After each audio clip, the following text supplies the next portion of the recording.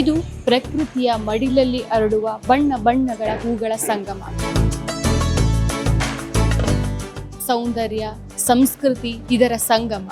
ಇವತ್ತು ನಾವು ಬೆಂಗಳೂರಿನ ಹೃದಯ ಭಾಗ ಲಾಲ್ಬಾಗಲ್ಲಿದ್ದೇವೆ. ಇಲ್ಲಿ ಫಲಪುಷ್ಪ ಪ್ರದರ್ಶನ ತೋಟಗಾರಿಕಾ ಇಲಾಖೆ ವತಿಯಿಂದ ನಡೀತಾ ಇದೆ. ಜನವರಿ 14ರಿಂದ ಜನವರಿ 26ರವರೆಗೆ ಈ ಒಂದು ಪ್ರದರ್ಶನ ಇರುತ್ತೆ.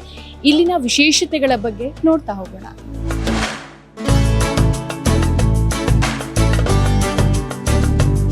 ಸಸ್ಯಕಾಶಿಯಲ್ಲಿ ಮೊದಲ ಬಾರಿಗೆ ಫಲಪುಷ್ಪ ಪ್ರದರ್ಶನ ನಡೆದಾಗ ಉಷ್ಣವಲಯದ ಹಾಗೂ ಸಮಶೀತೋಷ್ಣ ವಲಯದ ಒಂದಿಷ್ಟು ಗಿಡಗಳು, ಅಲ್ಲಿನ ಕಳ್ಳಿ ಜಾತಿ ಗಿಡಗಳನ್ನ, ಗುಲಾಬಿ ಗಿಡಗಳನ್ನ ಅದನ್ನ ಪ್ರದರ್ಶನ ಮಾಡಲಾಗಿತ್ತು. ಸೊ ಈ ರೀತಿಯ ವರ್ಗೀಕರಣ ದೇಶದಲ್ಲಿ ಎಲ್ಲಿಯೂ ಇರಲಿಲ್ಲ. 2000ನೇ ಇಸ್ವಿದಿಂದ ನಂತರದ ದಿನಗಳಿಂದ ಫಲಪುಷ್ಪ ಪ್ರದರ್ಶನದ ಪರಿಕಲ್ಪನೆ ಬದಲಾಯಿಸಲ್ಪಡುತ್ತು. ಒಂದೊಂದು ವಿಷಯ ವಸ್ತುಗಳನ್ನು ಇಟ್ಕೊಂಡು ಜನಾಕರ್ಷಣೆಗೆ ಒತ್ತು ಕೊಡೋಕೆ ಪ್ರಾರಂಭಿಸಲಾಯಿತು. ಒಂದೇ ರೀತಿಯ ಹೂಗಳಿಂದ ಅಲಂಕರಿಸಿದ ಸ್ಮಾರಕಗಳನ್ನು ನಿರ್ಮಿಸುವ ಪ್ರಕ್ರಿಯೆ ಶುರುವಾಯಿತು. ಇದರಿಂದ ಸಂಶೋಧನೆಯ ಬದಲಾಗಿ ಮನೋರಂಜನೆಗೆ ಹೆಚ್ಚು ಆಸಕ್ತಿಯ ತಾಣವಾಗಿ ಇದು ಶುರುವಾಗತ್ತೆ. ಸಾವಿರಾರು ಬಗೆಯ ಹೂಗಳು, ವಿಭಿನ್ನ ಬಣ್ಣಗಳು, ಪ್ರತಿಯೊಂದು ಹೂ ಕೂಡ ತನ್ನದೇ ಆದ ಕಥೆ ಹೇಳ್ತಾ ಇದೆ. ಗುಲಾಬಿ, ಜರ್ಬೆರಾ, ಆರ್ಕಿಡ್, ಡೇಲಿಯಾ, ಲಿಲಿ, ದೇಶ ವಿದೇಶಗಳಿಂದ ತಂದಿರುವಂತಹ ಹೂಗಳು ಈ ಪ್ರದರ್ಶನಕ್ಕೆ ವಿಶೇಷ ಕಳೆ ತಂದಿದೆ.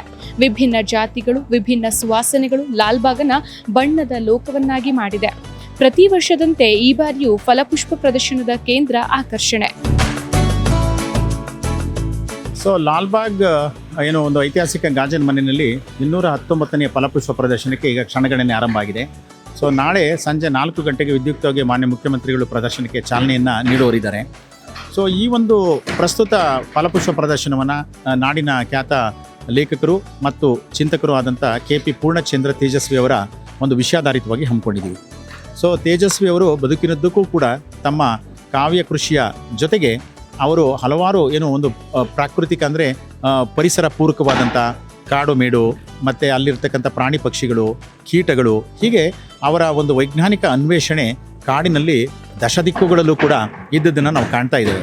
ಹಾಗಾಗಿ ಎಷ್ಟು ತೇಜಸ್ವಿ ಜೀವಂತಿಕೆಯನ್ನು ಅವರ ಸಾಹಿತ್ಯ ಹೊರಮೂಡಿತ್ತು ಅದೆಲ್ಲವನ್ನು ಇಲ್ಲಿ ಬಿಂಬಿಸಬೇಕು ಅಂತಕ್ಕಂಥ ಪ್ರಯತ್ನ ಆಗಿದೆ. ಇದರ ಅಂಗವಾಗಿ ಗಾಜಿನ ಮನೆಯಲ್ಲಿ ಒಂದು ಬೃಹತ್ ಪರ್ವತವನ್ನು ನೀವು ನೋಡ್ಬೋದು. ಅಲ್ಲಿರ್ತಕ್ಕಂಥ ಅಕ್ಕಿ ಪಕ್ಷಿ, ಜಲಪಾತ ಮತ್ತು ತೇಜಸ್ವಿಯವರ ಒಂದು ಕಿರು ಪುಷ್ಪ ಮಾದರಿ ಮತ್ತು ಹಿಂದೆ ಕಾರ್ವಾಲೋ ಕಾದಂಬರಿ, ಅದು ಅತ್ಯಂತ ಪ್ರೀತಿಯನ್ನು ಪಡೆದಂಥ ಕಾದಂಬರಿ, ಅದರ ಒಂದು ಪಾತ್ರದ ಸನ್ನಿವೇಶಗಳನ್ನ ತರೋದ್ರ ಮುಖಾಂತರ ಜನರಿಗೆ ಮತ್ತೆ ಕರ್ವಾಲೋವನ್ನು ಜ್ಞಾಪಕ ಮಾಡ್ತಕ್ಕಂಥ ಒಂದು ಪ್ರಯತ್ನ ನಡೀತಾ ಇದೆ. ಅದರ ಜೊತೆಗೆ ತೇಜಸ್ವಿಯವರು ಕೇವಲ ಬರವಣಿಗೆ ಅಲ್ಲೇ ಮಾತ್ರ ಸೀಮಿತ ಆಗದೇ ಹಲವಾರು ಹವ್ಯಾಸಗಳನ್ನ ಇಟ್ಕೊಂಡಂಥವ್ರು.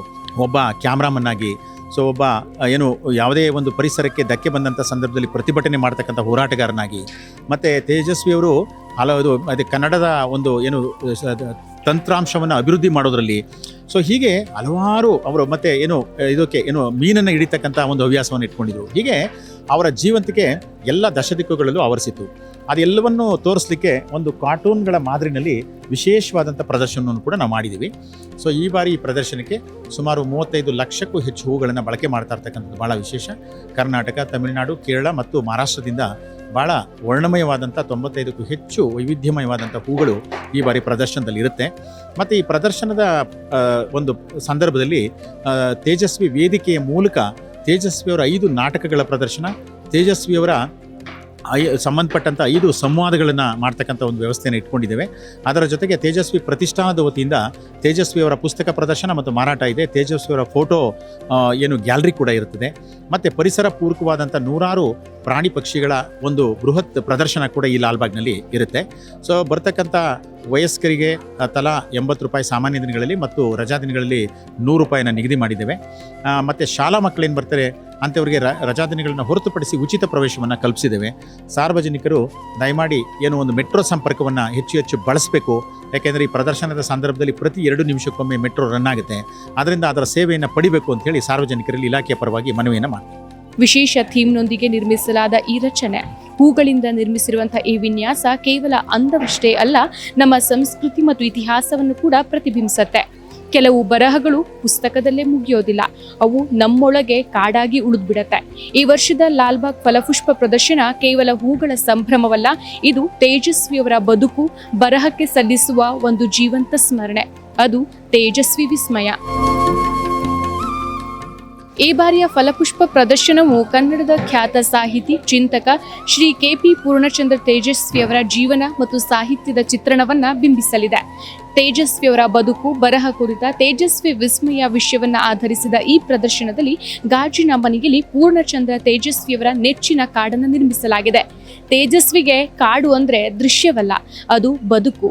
ಮರಗಳು ಅವರ ಪಾತ್ರಗಳಾದವು, ಪ್ರಾಣಿಗಳು ಕಥೆಗಳಾದವು, ಮೌನವೇ ಭಾಷೆಯಾಯಿತು. ಅವರ ಬರಹಗಳಲ್ಲಿ ಕಾಡು ಹಿನ್ನೆಲೆಯಲ್ಲಿ ಇರಲಿಲ್ಲ, ಕಾಡೇ ಕಥೆಯಾಗಿತ್ತು. ತೇಜಸ್ವಿಯವರ ಬದುಕು ಪ್ರಶ್ನೆಗಳ ಬದುಕಾಗಿತ್ತು. ಅವರು ವ್ಯವಸ್ಥೆಯನ್ನ ಪ್ರಶ್ನಿಸಿದ್ರು, ಅಂಧ ನಂಬಿಕೆಯನ್ನ ಪ್ರಶ್ನಿಸಿದ್ರು, ಮನುಷ್ಯ ಮತ್ತು ಪ್ರಕೃತಿಯ ನಡುವಿನ ಅಂತರವನ್ನ ಪ್ರಶ್ನಿಸಿದ್ರು. ಅವರ ಪದಗಳು ತುಂಬಾ ತೀಕ್ಷ್ಣವಾಗಿರ್ತಿತ್ತು. ಗಾಜಿನ ಮನೆಯೊಳಗೆ ಈ ಬಾರಿ ನಿರ್ಮಿಸಲಾಗಿದೆ ಪೂರ್ಣಚಂದ್ರ ತೇಜಸ್ವಿಯವರ ನೆಚ್ಚಿನ ಕಾಡು.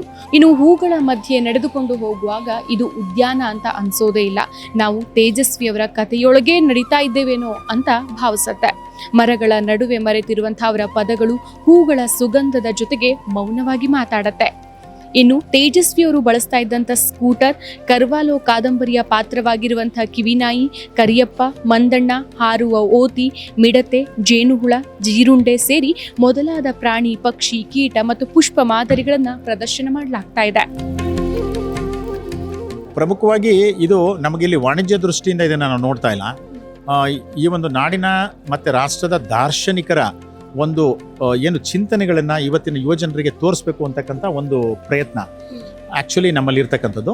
ಸೊ ಈ ಒಂದು ಪ್ರದರ್ಶನಕ್ಕೆ ಒಂದು 3 ಕೋಟಿಯಷ್ಟು ಹಣವನ್ನು ನಾವು ಉಪಯೋಗ ಮಾಡ್ತೇವೆ. ಮತ್ತು ಸಾಕಷ್ಟು ಇಲಾಖೆ, ಸಂಘ ಸಂಸ್ಥೆಗಳು, ವಾಲಂಟ್ರೀಸು ಅವರೆಲ್ಲರ ಸಹಕಾರವನ್ನು ಕೂಡ ನಾವು ಪಡ್ಕೊಳ್ತೇವೆ. ಅದರಿಂದ ಇದು ಒಂದು 13 ದಿವಸಗಳ ಕಾಲ ನಡೆಯೋದ್ರಿಂದ ಉತ್ತಮ ಪ್ರತಿಕ್ರಿಯೆ ಬರ್ಬೋದು ಅಂತಕ್ಕಂಥದ್ದು ನಮ್ಮ ನಿರೀಕ್ಷೆ ಇದೆ. ಸೊ ಈಗ ಸುಮಾರು 1,1950ಕ್ಕೂ ಹೆಚ್ಚು ಜನ, ಅಂದರೆ nearly 2000 people are working madam.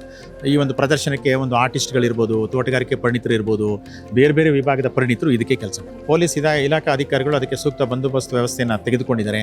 CCTV ಇರ್ಬೋದು, ಪೊಲೀಸ್ ಬಂದೋಬಸ್ತ್ ಇರ್ಬೋದು, ಫೈರ್ ಬ್ರಿಗೇಡ್ ಇರ್ಬೋದು, ಹಾಸ್ಪಿಟಲ್ ವ್ಯವಸ್ಥೆ ಇರ್ಬೋದು, ಬ್ಯಾರಿಕೇಡಿಂಗ್ ಸಿಸ್ಟಮ್ ಇರ್ಬೋದು, ಈ ರೀತಿ ಎಲ್ಲ ಪೊಲೀಸ್ ಇಲಾಖೆಯ ಮಾರ್ಗದರ್ಶನದಲ್ಲಿ ಈ ಒಂದು ಪ್ರದರ್ಶನ ನಡೀತಾ ಇದೆ. ಪ್ರಮುಖವಾಗಿ ಈ ಒಂದು ಲಾಲ್ಬಾಗ್ ಸಸ್ಯಶಾಸ್ತ್ರೀಯ ತೋಟ ದೇಶದ 2ನೆಯ ಒಂದು ಬಹುದೊಡ್ಡ ಸಸ್ಯಶಾಸ್ತ್ರೀಯ ತೋಟ. ಇಲ್ಲಿರ್ತಕ್ಕಂಥ 3,000ಕ್ಕೂ ಹೆಚ್ಚು ವೈವಿಧ್ಯಮಯವಾದಂಥ ಸಸ್ಯ ಪ್ರಭೇದಗಳನ್ನು ಉಳಿಸಿ ಸಂರಕ್ಷಣೆ ಮಾಡಬೇಕಾಗಿರೋದು ನಿಮ್ಮೆಲ್ಲರ ಅರ್ಧ ಕರ್ತವ್ಯ ಆಗಿದೆ. ಆದ್ದರಿಂದ ಸಸ್ಯ ತೋಟಕ್ಕೆ ನಾವು ಯಾವುದೇ ಪ್ಲಾಸ್ಟಿಕ್ಕನ್ನು ತರಲಿಕ್ಕೆ ನಿರ್ಬಂಧ ಹೇರಿದ್ದೇವೆ, ಯಾವುದೇ ವಾಹನಗಳನ್ನು ತರ್ತಕ್ಕಂಥದ್ದಕ್ಕೆ ನಿರ್ಬಂಧ ಹೇರಿದ್ದೇವೆ. ಮತ್ತು ಜೊತೆಗೆ ಇಲ್ಲಿರ್ತಕ್ಕಂಥ ಅಮೂಲ್ಯವಾದ ಜೀವ ಸಂಪತ್ತಿಗೆ ಯಾವುದೇ ಹಾನಿ ಆಗದ ಹಾಗೆ ಸಾರ್ವಜನಿಕರು ನೋಡ್ಕೋಬೇಕು ಅಂತಕ್ಕಂಥದ್ದು ನಮ್ಮ ಕೋರಿಕೆಯಾಗಿದೆ. ಕುವೆಂಪು ಅವರು ರೂಪಿಸಿರುವ ಮಂತ್ರ ಮಾಂಗಲ್ಯ ಮಾದರಿಯಲ್ಲಿ ಮೊಟ್ಟ ಮೊದಲ ಬಾರಿಗೆ ಮದುವೆಯಾಗಿ ಆ ಭಾಗದಲ್ಲಿ ವೈಚಾರಿಕ ಕ್ರಾಂತಿಗೆ ನಾಂದಿ ಹಾಡಿದವರು ತೇಜಸ್ವಿ ಮತ್ತು ರಾಜೇಶ್ವರಿ ಅವರು. ಅವರ ಸರಳ ಮದುವೆಯ ಸನ್ನಿವೇಶ ವರ್ಟಿಕಲ್ ಗಾರ್ಡನ್ನೊಂದಿಗೆ ನಿರ್ಮಾಣವಾಗಿದೆ. ಈ ಮದುವೆ ನೆರವೇರಿಸುತ್ತಿರುವಂತಹ ಕುವೆಂಪು ಅವರ ಪ್ರತಿಮೆಗಳು ಸಹ ಇಲ್ಲಿ ಗಮನ ಸೆಳೀತಾ ಇದೆ. ಜೊತೆಗೆ ಮಂತ್ರ ಮಾಂಗಲ್ಯದ ವಿವರ, ಮಹತ್ವ ಮತ್ತು ವಿವರಗಳುಳ್ಳ ಛಾಯಾಚಿತ್ರಗಳ ಪ್ರದರ್ಶನ ನಡೀತಾ ಇದೆ. ಗಾಜಿನ ಮನೆಯ ಪರಿಧಿಗೆ ಹೊಂದಿಕೊಂಡಂತೆ ದಾರದ ಕಲೆಯಿಂದ ಮತ್ತು ಸಿರಿಧಾನ್ಯಗಳಿಂದ ಮೂಡಿ ಬರುವ ತೇಜಸ್ವಿಯವರ ಮುಖಭಾವ ಇದೆ. ದಟ್ಟ ಕಾನನದ ನಡುವೆ ಹಸಿರು ರಾಶಿ, ಪ್ರಾಣಿ ಪಕ್ಷಿ ಕೀಟಗಳ ನಡುವೆ ನಿಸರ್ಗದ ಅನ್ವೇಷಣೆಗಳಿಂದ ತೇಜಸ್ವಿಯವರ ಆಕರ್ಷಕ ಪರಿಕಲ್ಪನೆ ಮೂಡಿ ಬಂದಿದೆ. ಲಾಲ್ಬಾಗ್ನ ಫಲಪುಷ್ಪ ಪ್ರದರ್ಶನ ಅಂತಂದ್ರೆ ಒಂದು ರೀತಿ ಹಬ್ಬದ ವಾತಾವರಣ. ಇದು ಎಲ್ಲಾ ವಯಸ್ಸಿನವರಿಗೂ ಸಹ ಇಷ್ಟ ಆಗುತ್ತೆ. ಮಕ್ಕಳಿಗೆ ಇದೊಂಥರ ಬಣ್ಣ ಬಣ್ಣಗಳ ಹಬ್ಬವಾದ್ರೆ, ಹಿರಿಯರಿಗೆ ಇದು ನೆನಪುಗಳ ತೋಟ, ಇನ್ನು ಫೋಟೋಗ್ರಾಫರ್ಸ್ಗಳಿಗೆ ಇದು ಒಳ್ಳೆಯ ಫ್ರೇಮ್. ಆದರೆ ಲಾಲ್ಬಾಗ್ನಲ್ಲಿ ಬರೀ ಫಲಪುಷ್ಪ ಪ್ರದರ್ಶನ ಮಾತ್ರವಲ್ಲದೆ ಈ ಬಾರಿಯ ಒಳ್ಳೆ ಥೀಮ್ ಅಂತೂ ಎಲ್ರಿಗೂ ಸಹ ಇಷ್ಟ ಆಗಿದೆ. ತೇಜಸ್ವಿಯವರನ್ನ ಮತ್ತೊಮ್ಮೆ ನಿಮ್ಮೆಲ್ಲರ ಎದುರಿಗೂ ನೋಡಿದಂತಹ ಒಂದು ಕ್ಷಣ ತುಂಬಾನೇ ಮುದ ಕೊಡುತ್ತೆ. ಇದು ಪ್ರಕೃತಿಯನ್ನ ಪ್ರೀತಿಸೋರಿಗೆ, ಪ್ರಕೃತಿಯನ್ನ ಆನಂದಿಸುವವರಿಗೆ, ಪ್ರಕೃತಿಯನ್ನ ಗೌರವಿಸೋರಿಗೆ ಒಂದು ವಿಶೇಷ ಆಶ್ರಯ ತಾಣ ಅಂತಾನೆ ಹೇಳ್ಬೋದು. ಜನವರಿ 14ರಿಂದ ಜನವರಿ 26ರ ತನಕ ನಡೀತಾ ಇರುವಂತಹ ಈ ಒಂದು ಫಲಪುಷ್ಪ ಪ್ರದರ್ಶನಕ್ಕೆ ನೀವೆಲ್ಲರೂ ಸಹ ಕುಟುಂಬ ಸಮೇತರಾಗಿ ಬರಬೇಕು. ಕುಟುಂಬ ಸಮೇತರಾಗಿ ಬಂದು ಇಲ್ಲಿನ ಒಂದು ಖುಷಿಯನ್ನ, ಇಲ್ಲಿನ ಒಂದು ನಿಸರ್ಗದ ಒಂದು ಸೌಂದರ್ಯವನ್ನ ನೀವೆಲ್ಲರೂ ಸಹ ಆಸ್ವಾದಿಸಬೇಕು. ಲಾಲ್ಬಾಗ್ನ ಫಲಪುಷ್ಪ ಪ್ರದರ್ಶನ ಇದು ಬರೀ ನೋಡಬೇಕಾದಂಥ ದೃಶ್ಯ ಅಲ್ಲ, ಇದು ಅನುಭವಿಸಬೇಕಾದಂಥ ಭಾವನೆ. ವಿಡಿಯೋ ಜರ್ನಲಿಸ್ಟ್ ಮುಸ್ತಫಾ ಜೊತೆ ನಾನು GM ಪವಿತ್ರ, ಬೆಂಗಳೂರು. ಮತ್ತಷ್ಟು ವಿಶೇಷ ವಿಡಿಯೋಗಳನ್ನು ನೋಡಲು ಮತ್ತು ಹೊಸ ವಿಡಿಯೋಗಳ ಬಗ್ಗೆ ತಿಳಿಯಲು ಈ ದಿನ .com ಯೂಟ್ಯೂಬ್ ಚಾನೆಲ್ ಸಬ್ಸ್ಕ್ರೈಬ್ ಮಾಡಿ ಮತ್ತು ಬೆಲ್ ಐಕಾನ್ ಕ್ಲಿಕ್ ಮಾಡಿ.